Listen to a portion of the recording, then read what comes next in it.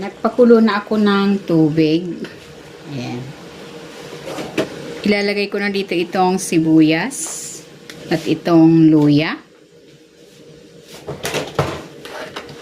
Titimplahan ko ito ng asin, paminta, at ng patis. Pwede kayo maglagay dito ng mga pampalasa of your choice. Ilalagay ko na rin dito itong kalabasa.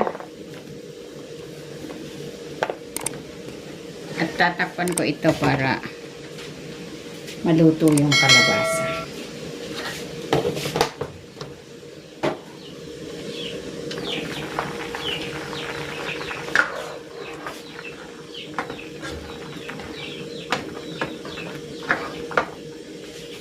Ilalagay ko na rin itong sitaw, upo, itong talong.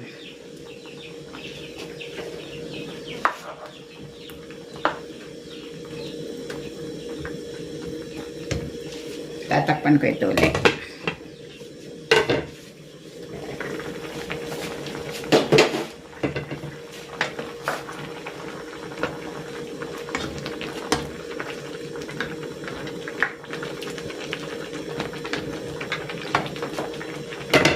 Ilalagay ko na dito itong prinitong galunggong.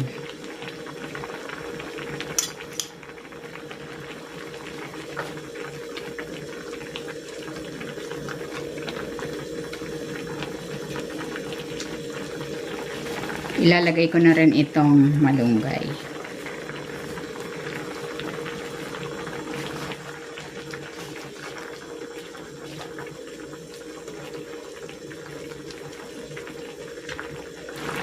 Ayan, luto na itong sinabawang gulay na may pritong isda. Ahanguin ko na ito.